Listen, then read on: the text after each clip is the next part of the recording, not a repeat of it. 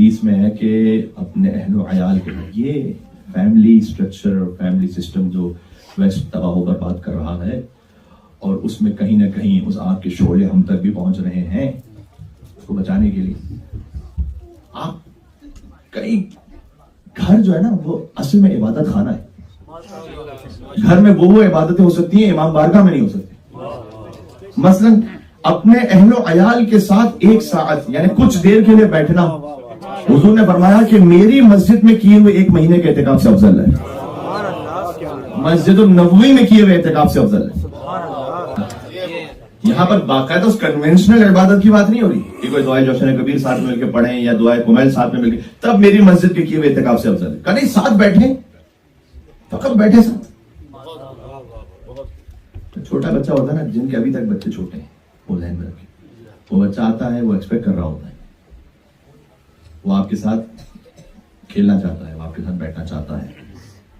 अगर हमने उसे कहीं और खुद से ना लगा दिया तो, और अगर हम ना तवज्जो दें तो एक बार, दो बार, 10 बार आहिस्ते आहिस्ते वो खुद माइंड सेट डेवलप कर लेता है, दिमाग में कुछ और एवेन्यूज को ढूंढ लेता है अपना वक्त गुजारने के लिए। फिर उसके लिए ज्यादा अहम, आपसे ज्यादा अहम है उसके दोस्त। अब आप कहेंगे कि बेटा नहीं, फला दोस्त की बर्थडे पार्टी में नहीं जाओ इसलिए कि वहां मिस गैदरिंग है, इसलिए कि वहां बेहिजाबी है, इसलिए कि वहां पर म्यूजिक है, ना जाओ। वो आपकी बात मानेगा नहीं। क्यों? इसलिए कि उसका दिल अब आपसे कट के उससे जुड़ा हुआ है, उसके लिए तो सहारा ही वो है। मैं उसे कैसे छोड़ूं? ये मौका ना दें उसे। हमारे उस्ताद मोहतरम कहा करते थे कि बच्चे के साथ इतना खेलिए कि आप खुद थक जाए और बच्चा थक जाए। असल में बच्चा थक जाए। अच्छा, उस वक्त जब मैंने इसको सुना था तो मैं समझा था ये तो इतना मुश्किल काम नहीं। जब पता बाप 10-15 बार खेल के भी थक जाए तो बच्चा नहीं थकता है।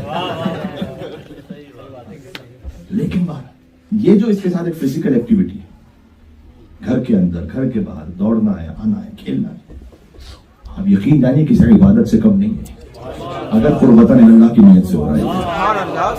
मेरा बच्चा रहे राह विलायत अली और अहले के पास भटकने ना पाए। पीटर, जॉन, डेविड वगैरह इधर उधर रहे इस रास्ते पर।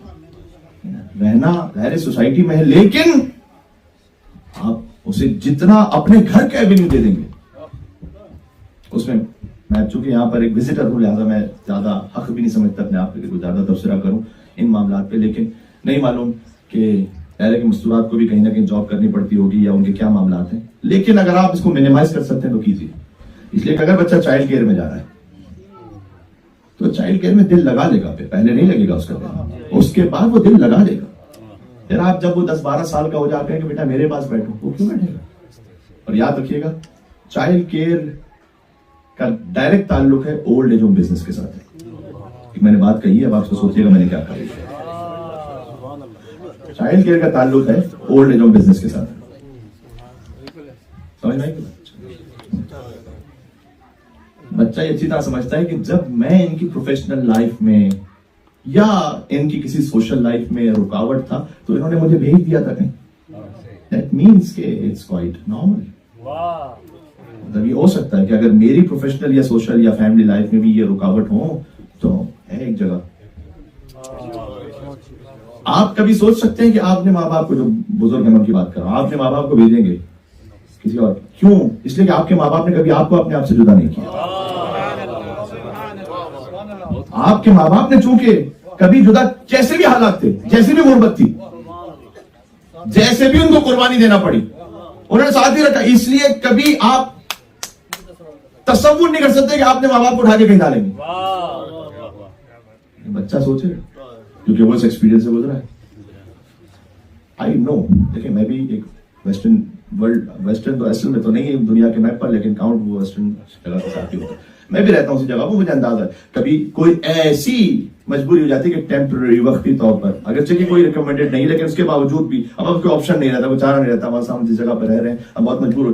मैं उन बातों को समझता हूँ, लेकिन इसको नॉर्म ना बना देंगे। एक बड़ा इजी रूटीन बन गया कि चलें ये कर लेंगे, जान छुड़ाएंगे।